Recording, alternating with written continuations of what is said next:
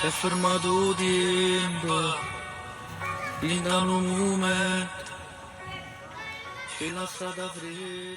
Hello, my name is Victor Laruccia, president of the San Diego Italian Film Festival. I'd like to speak a little bit about the Agostino Ferrenti film Selfie by putting it in the context of Italian cinema history, especially the invention of neorealism, a major contribution to global cinema.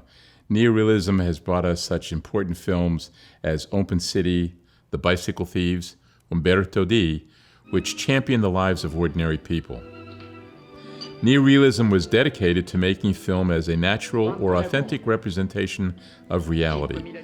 These films emphasize the grit of life and seem to convey a direct access to the world.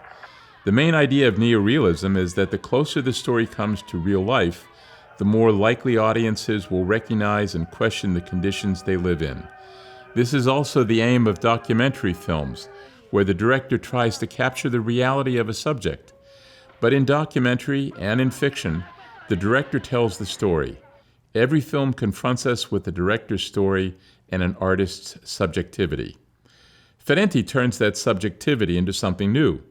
His latest film, Selfie, respects Italy's neorealist film tradition, but he extends it in the way he involves the characters in his film. These are not the non-professional actors lauded in neorealism who speak someone else's lines. They are partners in the filmmaking. Schiavo, il tempo è caffè. These characters speak for themselves. They pick the locations. They shoot the scenes. They decide what the context is. The director's art helps but remains hidden. His craft is invisible.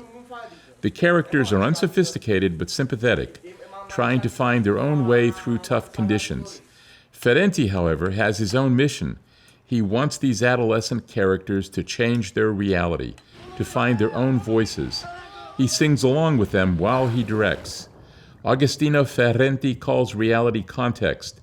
He wants to dig out that context and find creative partners who can focus our eye on it. Vabbè, però oggigiorno i guaglioni guardano pure l'aspetto fisico. Vabbè sì. Il guaglione più chiattolino mo non è più portato. Stai parlando di guaglioni sovrappeso, chiattolino, ma tu per esempio già per esempio What seems to be straightforward, a kind of slice of life in the summer of a couple of Neapolitan teens, is in fact a negotiation between two 16-year-olds and an experienced director. While most of the film is shot with cell phone cameras, the selfie of the title, it is really an elaborate collaboration. Queste scene ne voglio fare, cioè, ma perché stiamo facendo un film buono, cosa bella buona, mettere queste scene in mezzo di pistole, ma ragazzi, che ce ne fotte? Beh, che ce ne fotte, lì. Ferrenti is a missionary of social engagement, using cinema to destabilize accepted realities. He wants to introduce agency into the lives of his young cinema partners. Let us look at several setups to get some idea of how this works. In the first scene, we see Pietro with his back to a wall with three chairs. Pietro is singing and emotionally reacting to the song, but is simultaneously concentrating on the shots, keeping the chairs and himself framed. This is both empty and evocative. Who sat in these chairs?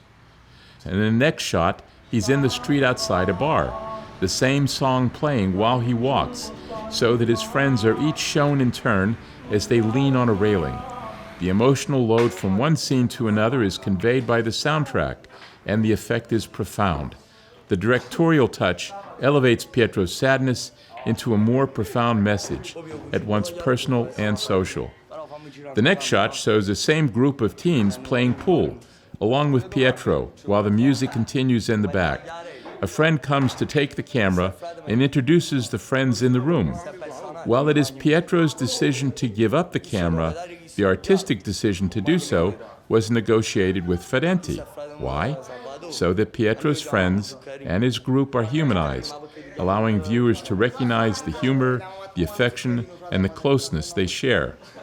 A cut to a memorial for the boy's friend who was killed adds to the continuity of the sequence and the larger humanism. They are all moved by their friend's death, and they share the same farewell gestures and prayers. Pietro then frames himself on a busy street, traffic flowing by. Again, the director's guidance prevails. Keep yourself in the frame, but capture as much of an important location as you can. A crossfade to a surveillance camera shows a street corner at a furniture store with kids riding past on their scooters. These surveillance-type shots are perhaps the most obvious directorial intervention, suggesting the state's intrusion into the lives of these working-class kids.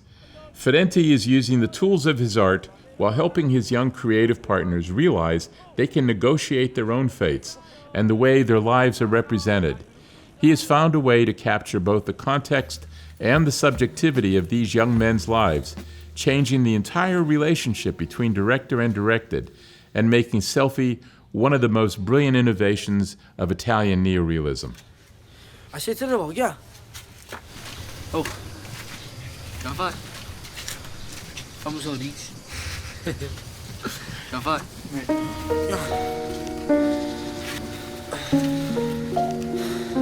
Non c'è niente. Siamo arrivati.